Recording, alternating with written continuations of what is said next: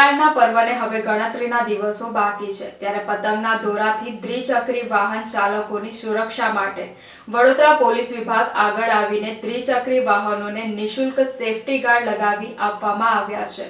ઉપરાંત પતંગ બજારમાં ચાઇનીઝ દોરીના વેચાણ મુદ્દે તપાસ કરવામાં આવી રહી છે।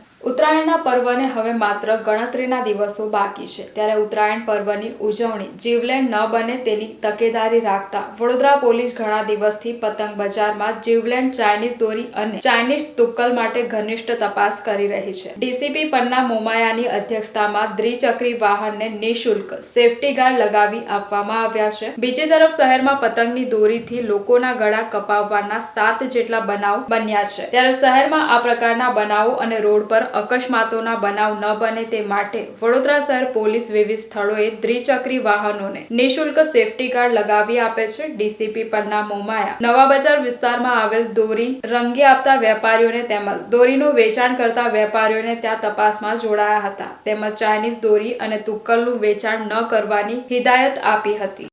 નો તહેવાર ખૂબ નજીક આવી રહ્યો છે અને હાલમાં પણ ઘણા બધા લોકો પતંગ ચગાવતા હોય છે। એ દોરાના કારણે ઈજા પણ પહોંચે છે અને લોકોના જીવ પણ જાય છે।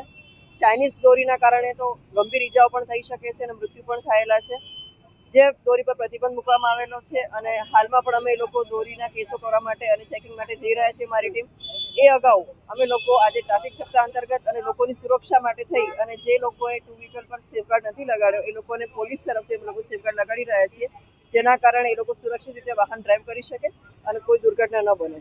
કોઈ વેપારી ચાઇનીઝ દોરીનું વેચાણ કરતો હશે અને પોલીસના ધ્યાન આવશે તો કયા પ્રકારે એમાં ખૂબ કડકમાં કડક કાર્યવાહી કરવામાં આવશે, કારણ કે એ દોરી પર પ્રતિબંધ મૂકવામાં આવેલો છે અને દોરીના ઉપયોગથી લોકોની જાનની પણ જઈ શકે છે, ઈજા થાય એટલી જીવલેણ ઈજા થાય છે, એના કારણે કે લોકોનું મૃત્યુ સુધી પણ થઈ શકે છે। એટલે એ દોરીનો પર લોકો શહેરીજન પર ઉપયોગ ન કરે માટે અમે અપીલ કરી રહ્યા છીએ કે ચાઇનીઝ દોરીનો ઉપયોગ ટાળો અને જે આપણે પરંપરાગત દોરી હોય છે એનો જ તમે ઉપયોગ કરો ઉત્તરાયણના તહેવાર માટે। આ તહેવાર સુરક્ષિત રીતે ઉજવીએ એવી અમારી બધાને અપીલ છે।